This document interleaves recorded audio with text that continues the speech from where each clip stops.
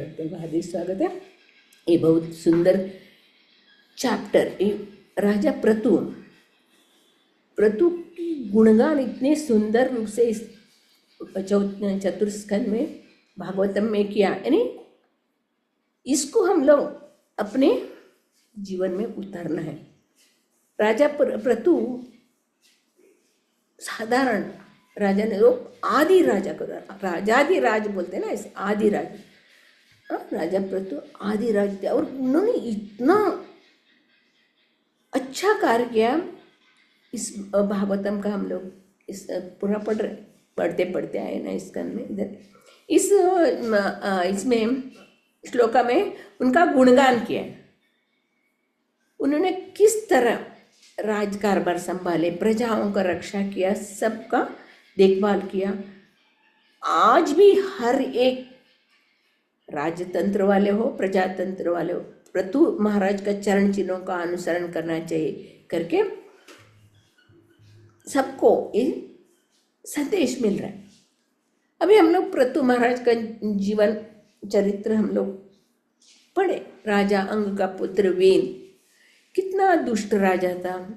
इसके लिए पुत्र दुष्ट था, इसके लिए बाप तुरंत सब राज कारभार छोड़ के जंगल चले गए और राज्य में राजा न रहने के कारण प्रजा लोगों को डर लगा। अरे चोर उचक्के आके राज्य संभाले, राज्य वो हड़पेगे करके उन्होंने, वेन योग्य नहीं था फिर भी उसको राज्याभिषेक करके राजा बनाया। वो दुष्ट था, क्रूर था, कितने लोगों को पीड़ा देता था, तंग करता था। मगर उसमें एक अच्छा गुण था, यानी चोर उचक्के को उनके राज्य में प्रवेश ही नहीं था।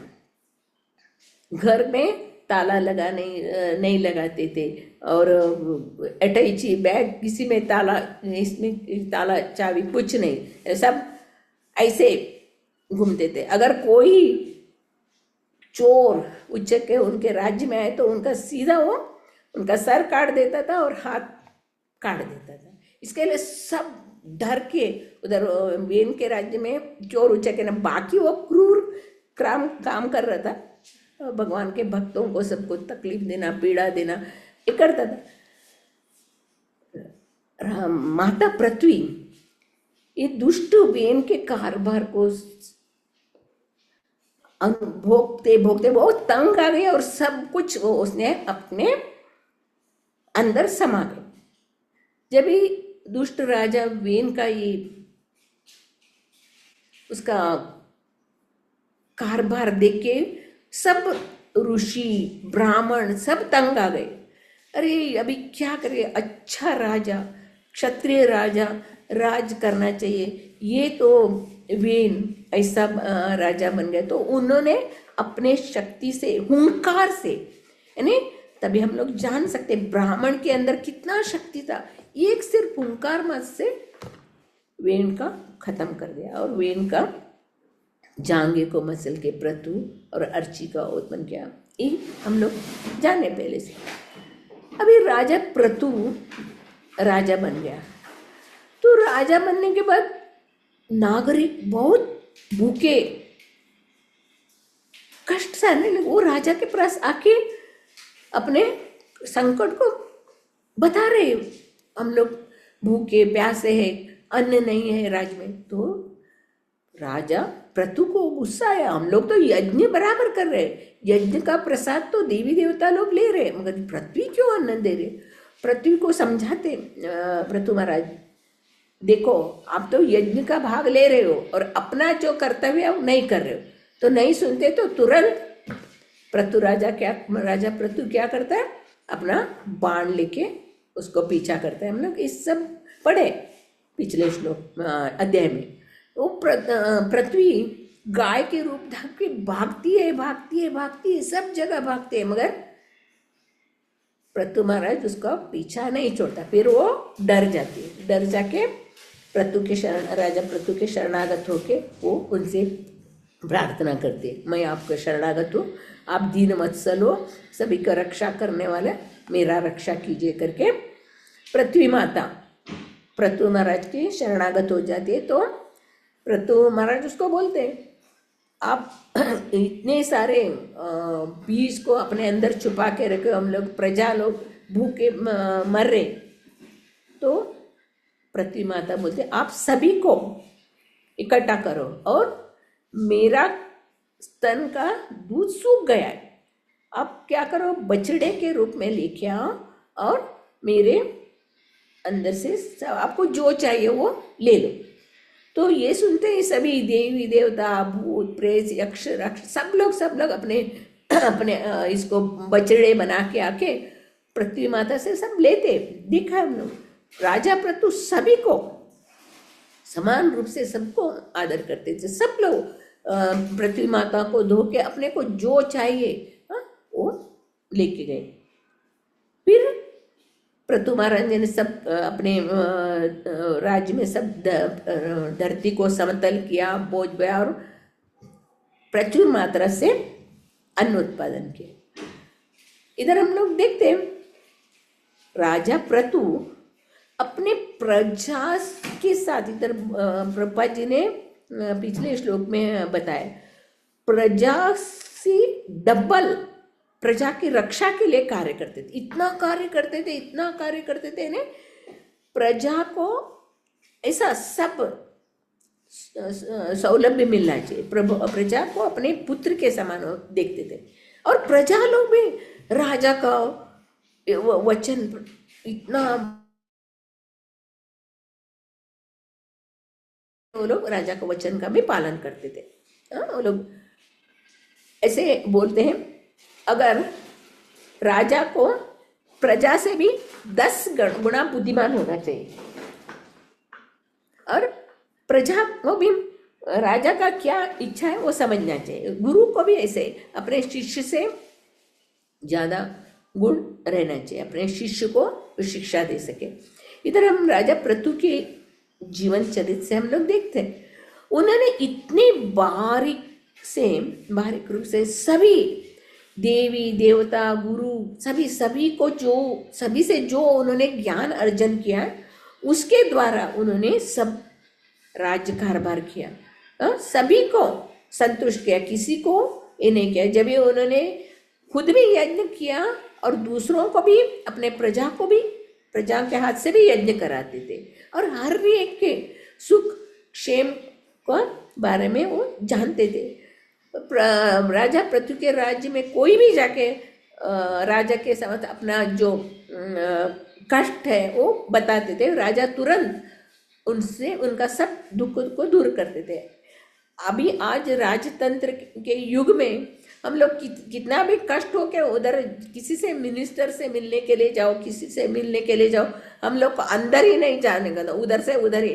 मैंने एक इंसिडेंट सुनी थी, एक स्कूटर से एक हस्बैंड वाइफ जा रहे थे, एक दूसरा एक आके उन लोगों को स्कूटर से ठोकर दिया, और वो औरत उधर ही इधर से हॉस्पिटल में लेके गए। ये लोगों ने उसका स्कूटर वाले का नंबर वो सब फोटो निकाल के करके उन्होंने केस दायर किया। इन्हें गलत तरीके से इसको मार के उनको नीचे गिराया, फिर वो बेचारे औरत मर गई, मगर उनको न्याय नहीं मिला। आज का राजतंत्र ऐसा है, कोई सत्य को नहीं मानने, सत्य के मार्ग से नहीं चल रहे। क्यों? क्योंकि क्षत्रिय राजा नहीं थे। क्षत्रिय राजा इधर इनका पृथु महाराज का वर्णन कैसा, वो क्षत्रिय था। क्षत्रिय के रग रग में वीरता शौर्यता समा रहते हैं। क्षत्रिय कभी पीछे नहीं हटते। हम लोग पढ़ रहे ना, लड़ाई करने के लिए जाता है क्षत्रिय, तो वो उधर ही मरेगा, चोट खा के जीत के वापस आएगा। अगर वो पीछे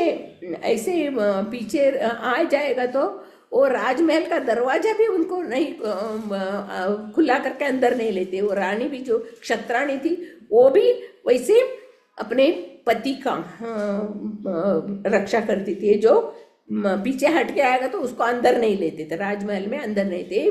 क्षत्राणियों का हम लोगों ने चरित्र पढ़ते हैं। इधर हम लोग देखते हैं क्षत्रिय लोगों का कैसा उनका चरित्र रहता है।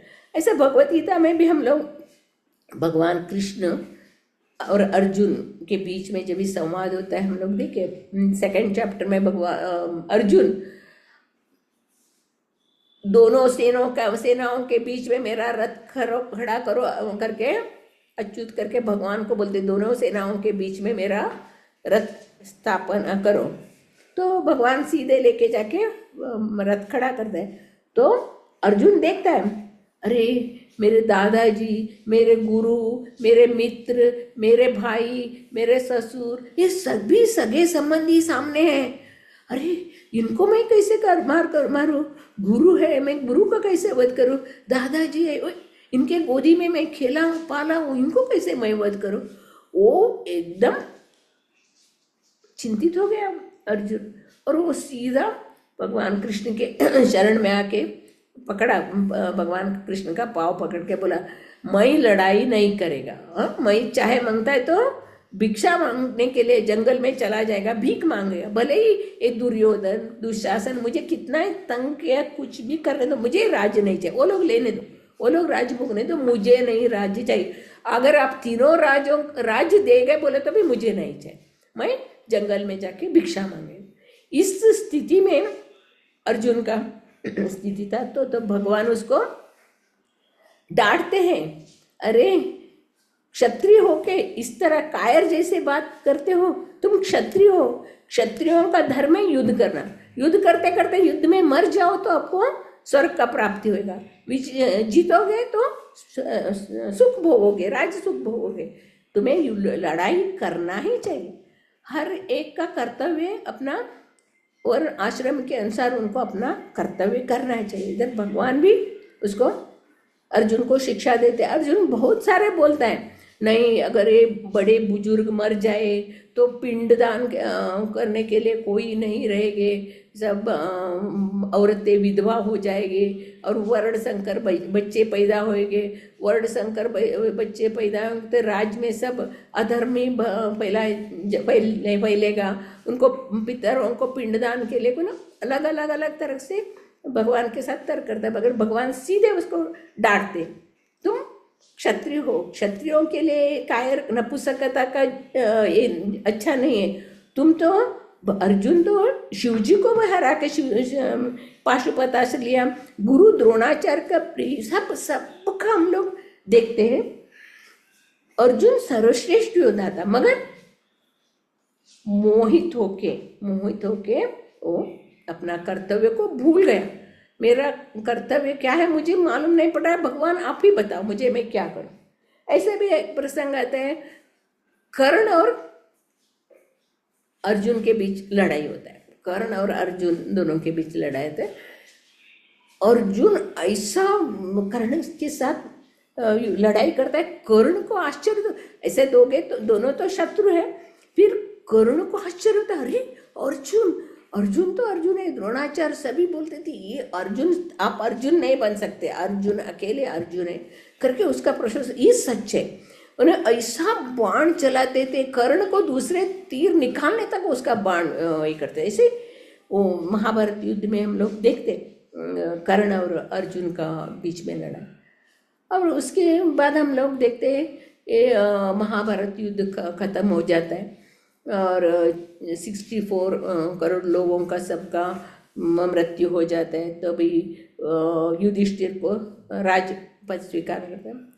तो युधिष्ठिर महाराज रोते हैं, मेरे वजह से ये सब लड़ाई हुआ, मैं नहीं लड़ाई करेगा करके, और रोते हैं। युधिष्ठिर महाराज रोने लगते। तो भगवान किधर लेके जाते हैं उसको? भगवान उनको भीष्म पितामह के पास लेके जाते हैं।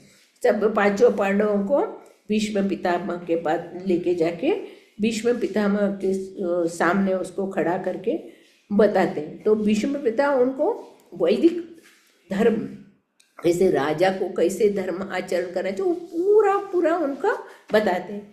ये राजा का लक्षण है, राजा को राज्य कारभार कैसे करना चाहिए, प्रजाओं के सुख दुख को जानना चाहिए, और सब वैदिक यज्ञ, वैदिक जो भी है कार्य, वो जो शास्त्र में लिखा वेद सम्मत का है उसको करना चाहिए, वो सब ये बताते हैं।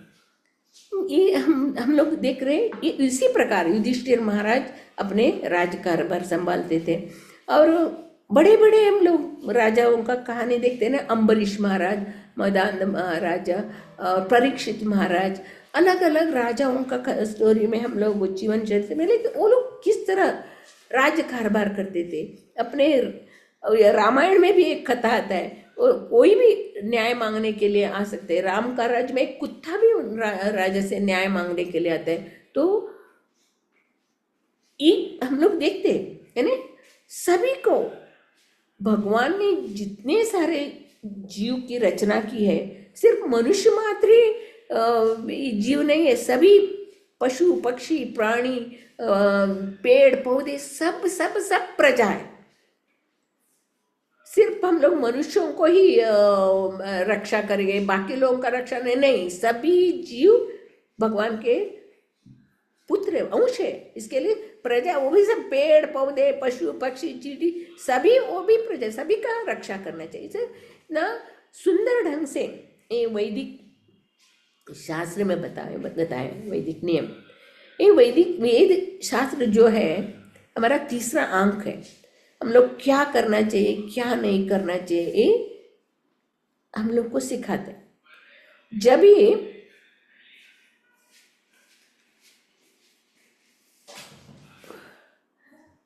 प्रभुपाद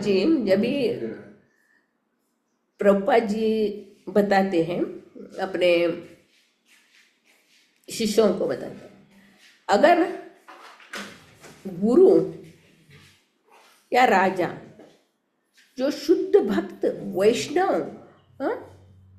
हो, कैसा उनके अंदर सब गुण होना चाहिए, शुद्ध भक्त हो, वो अपना जीवन को भगवान के शरण में समर्पित किया है, विरक्त है, ऐसा जो राजा अच्छे रीति से राज कारभार करता है वो अच्छा राजा बन जाता है। हम लोग राम राज्य में भी देखते, भगवान श्री राम भी गुप्तचर रूप में सब राज्य में घूमते थे, कौन क्या बोल रहा है क्या बोल रहा है। परीक्षित महाराज भी सब जगह घूमते थे। ये सब हम लोग पढ़ा है, जानते हैं हम लोग।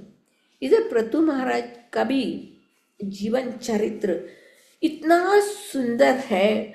उन्होंने अपने प्रजा के लिए, प्रजा की खुशी के लिए उन्होंने यज्ञ किया था, प्रजा के सुख के लिए। तो सौ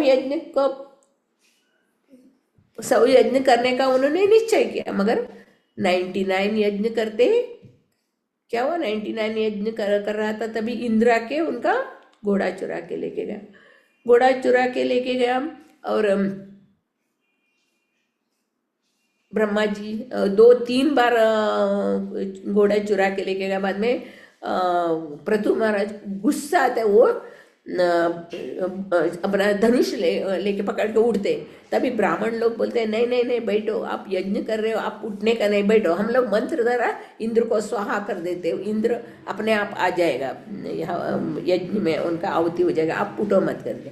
तो बोलने वाले ही थे, उतने में ब्रह्मा जी आके उसको समझाते, और ब्रह्मा जी आके बोलते नहीं, आप 99 यज्ञ किया, वो 100 यज्ञ से भी बढ़कर करके उसको समझाते, और इसको इंद्र को क्षमा कर दो बोलते। फिर भगवान भी आते, साक्षात भगवान। उसको जब भी प्रतु महाराज यज्ञ रोकता है, 100 यज्ञ रोकता है, तो भगवान आते, भगवान उसको गुणगान करते, तुम इतना अच्छे स्वभाव हो, दूसरों के लिए सब कुछ अपना जीवन निछावर किए हो, सब भगवान उनका गुणगान करते। भगवान उनका चरित्र का, तुम्हारा इतना उच्च चरित्र है, सभी लोग पूरा जीवन भर आपका गुणगान करेंगे, आपका चरित्र का गुणगान करेंगे, और आपको कभी माया नहीं छुएगा, आप हमेशा मेरे चरण में रहेंगे। ऐसे भगवान आशीर्वाद दे देते प्रतु महाराज को।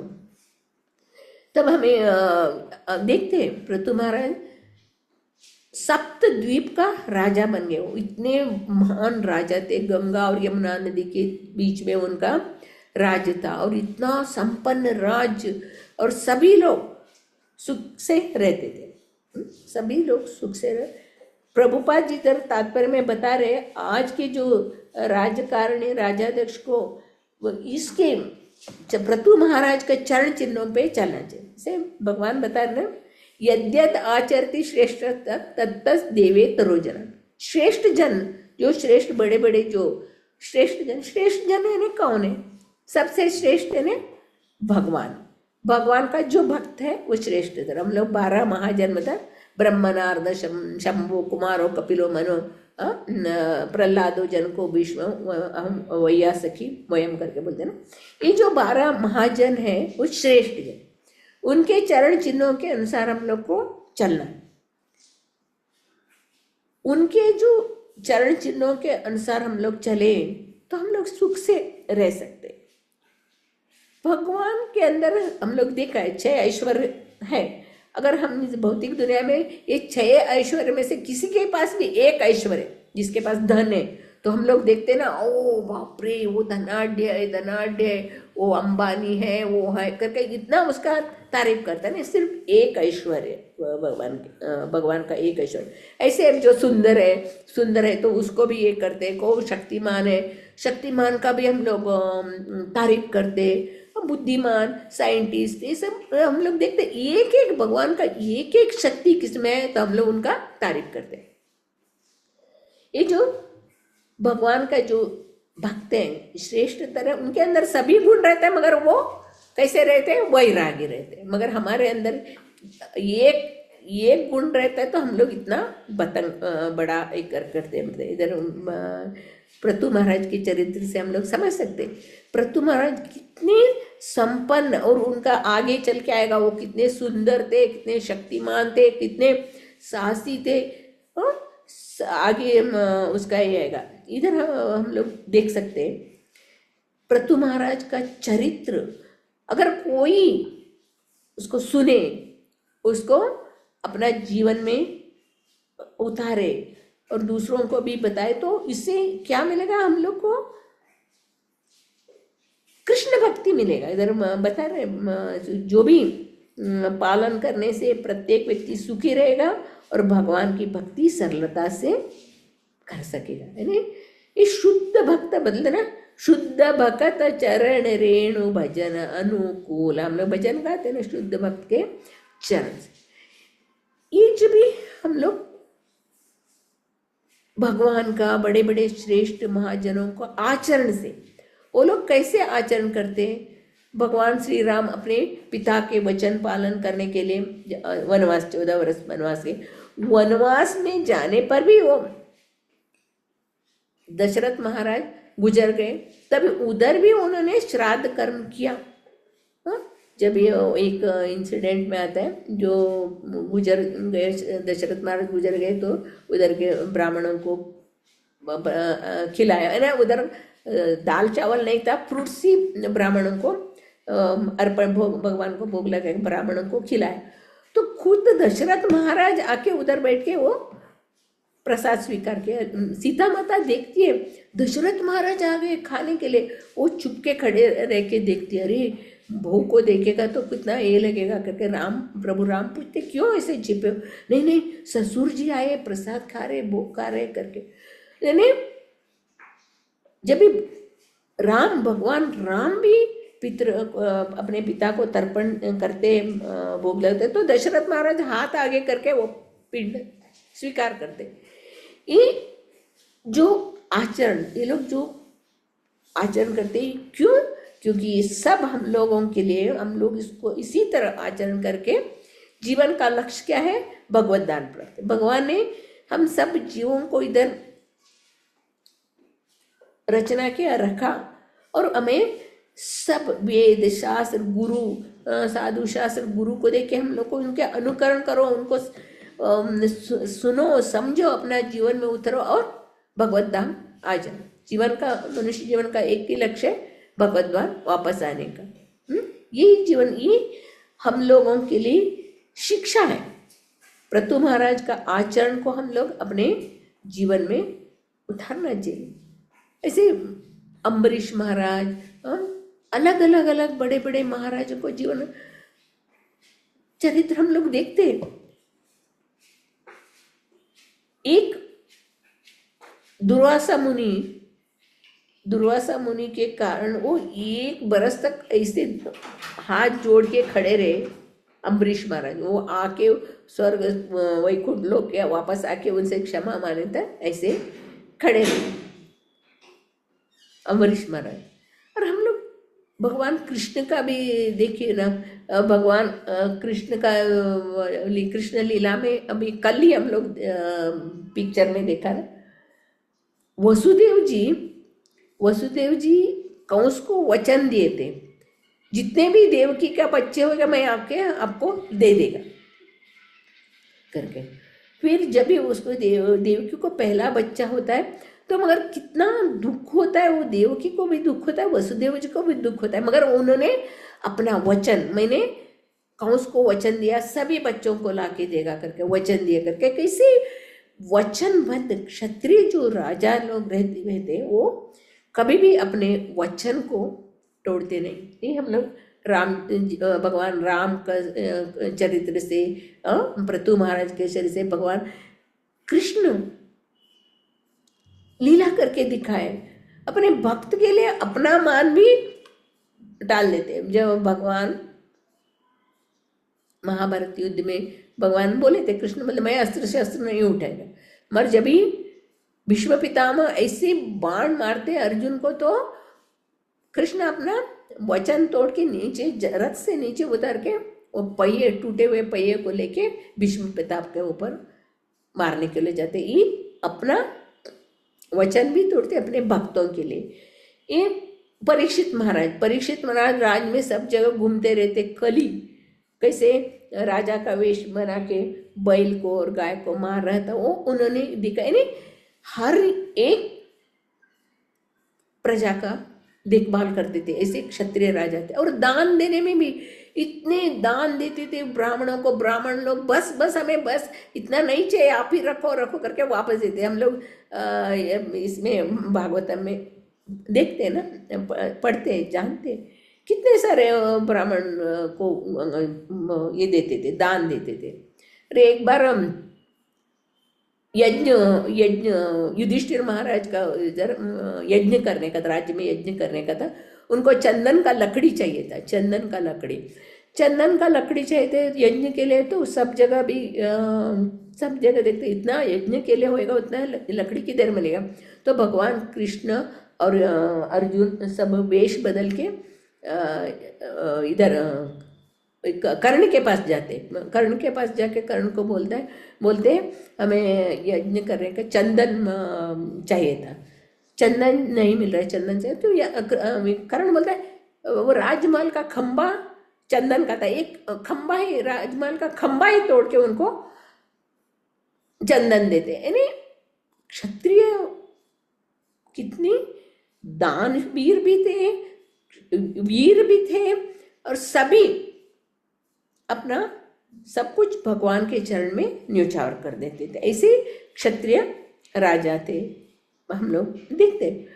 और हमारे वैष्णव परंपरा में चैतन्य महाप्रभु ने हम लोग को आचरण करके सिखाया।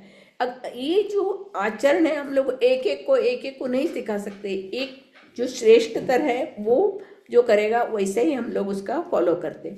ऐसे भगवान चैतन्य महाप्रभु 24 बरस के आयु में उन्होंने देखा मैं गृहस्थ हूँ, मैं भोगी हूँ, कोई मेरा बात नहीं सुनते। इसके लिए चैतन्य महाप्रभु खुद सन्यास धारण करते और सन्यासी बन के लोगों के लिए भगवान का हरिनाम दे के लोगों का उद्धार करने के लिए अपना जीवन को समर्पित करते। और वही चैतन्य महाप्रभु की शिष्य सब परंपरा से हम लोग आए हुए। हमारे प्रभुपाद जी ने अपना 70 वर्ष आयु में सब कुछ छोड़ के पाश्चात्य देश में जाके उन म्लेच्छों का उद्धार किया। उन्होंने उन म्लेच्छों को ब्राह्मण बनाया। आज हम लोग देखते हैं ना, विश्व भर में हम लोग हरिनाम का जो प्रचार हो रहा है, विश्व भर में हम लोग हरिनाम का प्रचार देखते हैं। ऐसे जो शुद्ध भक्त जो है शुद्ध भक्तों का आचरण से हमारा जो जो भौतिक जो बंधन है वो कटता है। अगर शुद्ध भक्तों के हम लोग चरण में समर्पित होके उन्होंने जो जो हम लोग को सिखाया, तो सिर्फ उसको हम लोग करने मात्र से, सिर्फ हम लोग 16 माला का मंत्र जप करने का, 4 नियमों का फॉलो करने का, भागवतम और भगवत गीता पढ़े और हरि नाम का प्रचार करें, बस प्रभुपाद जी बोले मैं आके आपको लेके जाएगा, भगवत धाम जाना तो निश्चित है। मगर ये हम लोग को क्या करना है, स्ट्रिक्टली फॉलो करना है।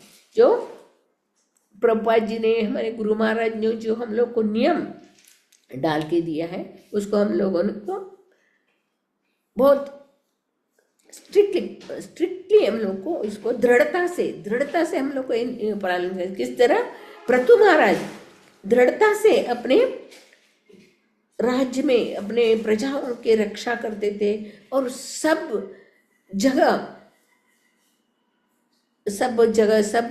उनका ध्यान रखे, सबका उद्धार करना चाहते थे। उसी तरह हम जो भक्तों को भी ये प्रतु महाराज का जीवन चरित्र को अपनाना चाहिए और उसकी तरह हम लोगों का भी अपना जीवन यापना करना चाहिए। तो भक्तों के लिए क्षत्रिय बनना क्या है ना, भगवान का भगवत गीता का वितरण करना। भगवत गीता हम लोग दिसंबर महीने करते हैं, मगर हमेशा भगवत गीता का वितरण कर, भले ही वो लोग ले मगर उनके पास जाके लीजिए, भगवत गीता पढ़िए, अपना जीवन सार्थक बनाए। हम लोग देखते हैं आज पूरा विश्व भर में भगवत गीता का वितरण हो रहा है। हमें भी कोशिश करना चाहिए, हमें भी अगर हम लोग एक भी भगवत गीता हम लोग किसी को बांटे तो हम लोग भी क्षत्रिय बन जाएंगे। भगवान का हम लोग नाम का उच्चारण करना हम लोग दूसरों को सिखाए, प्रीचिंग करें, हम लोग भी ब्राह्मण बनेंगे। हम ये है भगवान का सेवा। ये जो चारों वर्ण आश्रम किसके लिए बनाया? भगवान को प्रसन्नता करने के लिए। ब्राह्मण भगवान का सर है, क्षत्रिय भुजा है, पेट, वैश्य चरण, शूद्र, ये भगवान का ही अंग की सेवा करने के लिए ये चारों वर्ण और आश्रम बनाए। आज के जमाने में क्या हुआ है, सर ही नहीं है, सर ही नहीं है, इसके लिए बाकी अंग हम लोग काम करना ही कर रहे।